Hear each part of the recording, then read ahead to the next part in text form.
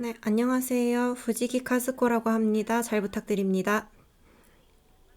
저는 원래는 태어났을 때는 그냥 평범한 외동딸이었는데요.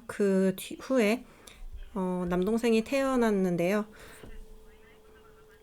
남동생이 3살이 됐을 때 농인인 것을 알게 돼서 청인인 누나 정도의 존재가 되었습니다. 직업을 선택할 때 부모님의 어떤 기대에 부응하고자 여러 가지 고민을 하다가 우여곡절을 겪고 직업 선택을 고민하다가 변호사가 됐습니다. 지금은 결혼해서 남편과 둘이서 생활하고 있습니다. 육아라던가 결혼에 관해서는 당사자의 시점에서 꽤나 강한 정체성을 가지고 있기 때문에 여러 가지 이야기를 할 수 있으면 좋겠습니다. 잘 부탁드립니다. 네, 그러면 다음 순서로 이카이도 씨 부탁드립니다. 저는 2살 어린 여동생이 다운 증후군입니다. 아까 후지키 씨께서는 그 형제로서의 장애 당사자의 정체성이 강하다라고 말씀을 해주셨는데요. 저는 완전히 반대여서 별로 그런 정체성을 강하게 느껴본 적이 없습니다. 여동생이랑 같이 학원에 가거나 시간을 보내는 그런 식으로 시간을 보냈고, 여동생의 존재를 이질적으로 느껴본 적이 없습니다. 저는 마찬가지로 직업을 선택할 때 연이 닿아서 장애가 있는 대학생의 지원 업무를 하게 되었습니다. 그래서 그 이후에는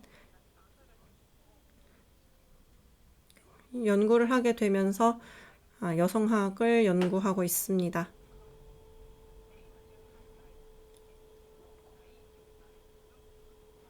그리고 자녀가 3명 있는데요. 18살, 9살, 3살 이렇게 터울이 있습니다.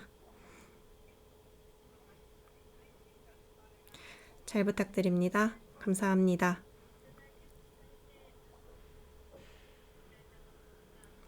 두 분 들으시면서 생각하시는 부분이나 이런 부분이 좀 비슷하다라던가 조금 물어보고 싶은 부분 있으시면 말씀해 주세요.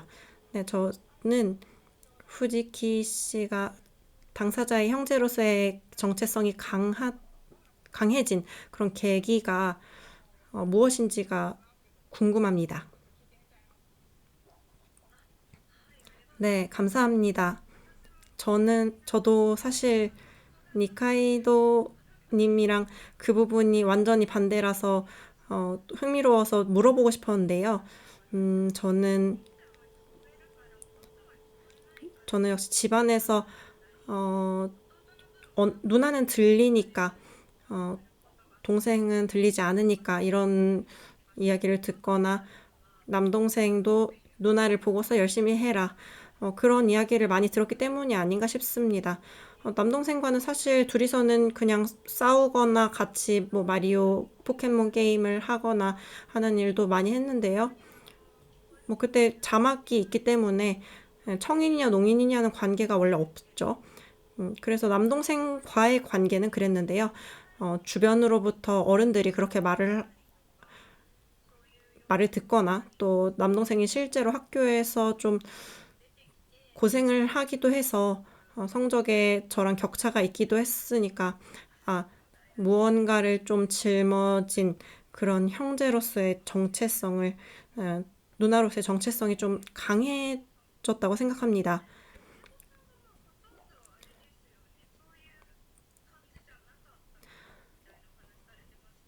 니카이도 씨는 아까 말씀하실 때 부모님이 전혀 그런 느낌이 아니었다고 하셨죠.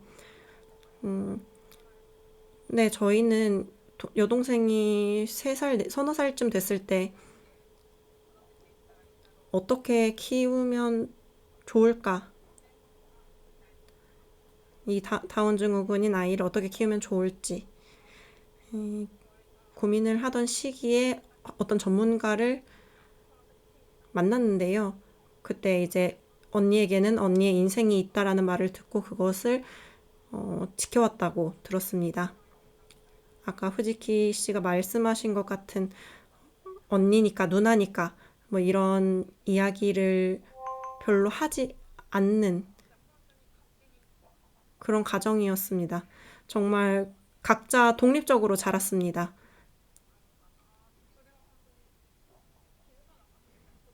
전혀 그런 부분은 다른 비장애인 자녀로만 구성되어 있는 가정과는 별로 차이를 못 느끼면서 살아온 것 같습니다. 굉장히 흥미롭네요. 근데 저도 지금 수화 통역을 하거나 아니면 농인 친구들과 함께 놀거나 활동을 하고 있는데요. 다들 한 번 정도는 장애 또는 젠더 문제에 흥미를 가지는 그런 계기가 가지고 있는 그런 경우가 많은 것 같습니다. 네, 그렇죠. 저도 사실 계속 복지 쪽 일을 하게 되고 있긴 합니다. 예를 들어서 뭐 저희 어머니께서 별로 좋- 안 좋은 소리를 들었다던가, 그리고 여동생이 직업을 고를 때에도 냉대를 받는 그런 경험을 눈앞에서 본 경험이 있기 때문에 이런 쪽으로 좀 많이 고려를 하게 됐는데요.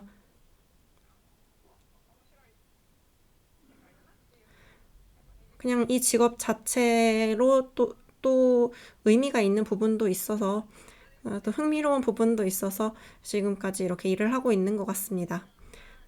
네, 지금 니카이도 씨가 여동생분과 어떻게 생활을 하고 계신지 또 그리고 어떤 관계성을 갖고 계신지에 대해서 말씀해 주실 수 있으실까요? 네, 여동생한테 이런 이야기 해도 되냐고 물어보고 왔으니까 바로 말씀드리겠습니다. 저는 지금 45살인데요. 24살 때부터 본가에서 도보 10분 정도 거리에서 혼자 살고 있습니다. 최근 몇 년 동안은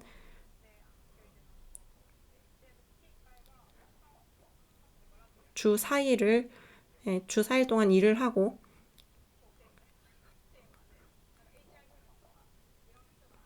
그 외에는 어, 다문화를 주제로 한 카페에서 예전부터 봉사활동을 하고 있습니다. 그리고 제가 초등학생 때부터 같이 다니던 학원, 거의 30년 정도 되죠. 거기 그 학원에 가서 월 2번을 가고, 그 외에도 뭐 가사를 도움받거나 하는 일을 여동생이 하고 있습니다.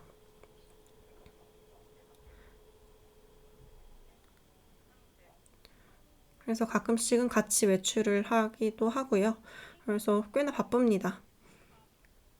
그리고 알바 같은 경우에는 월급을 받고 있고, 거기에다가 연금도 받기 때문에, 연금도 받고 있고, 예, 자가로 집도 있기 때문에 그렇게 생활을 할 수 있습니다. 네. 그리고 저는 또 저의 인생을 또 살고 있기 때문에 각자 독립적인 생활을 하고 있습니다. 다만 뭐 서류 문제라던가 계약 문제 뭐 그런 때에는 역시 제가 지원을 도와줄 필요가 있기 때문에 그런 데는 가는데요. 그런 경우에는 뭐 라인 같은 메신저로 이렇게 연락을 받으면은 제가 뭐 이렇게 했으면 하면 된다. 또는 이건 아빠한테 물어봐라고 말을 하던가 그런 식으로 조금 도와줄 필요는 있기는 하지만 그런 부분은 자연스러운 일이라고 생각합니다. 이야기 들려주셔서 감사합니다. 그러면 오늘 주제인 산전검사에 대해서 각자 생각하시는 부분에 대해서 이야기를 듣고 싶은데요. 그럼 출산 경험이 있는 니카이도 씨부터 관련된 이야기를 들려주십사 합니다. 네, 저는 2012년에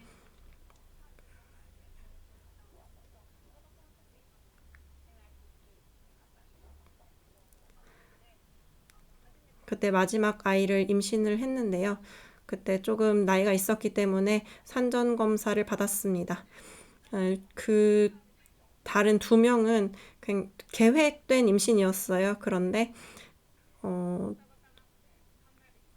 막내는 계획을 안 했기 때문에 전혀 생각을 못 했었는데 딱 나이가 제가 35살이었으니까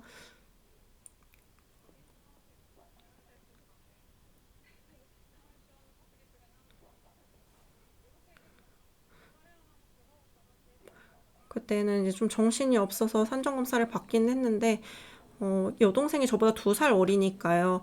만약에 여동생이 아이를 낳게 되면은 여동생도 이런 산전검사를 요구받는 것일까? 양수검사 같은 거를 받고 다운 증후군 확률이 몇 %다.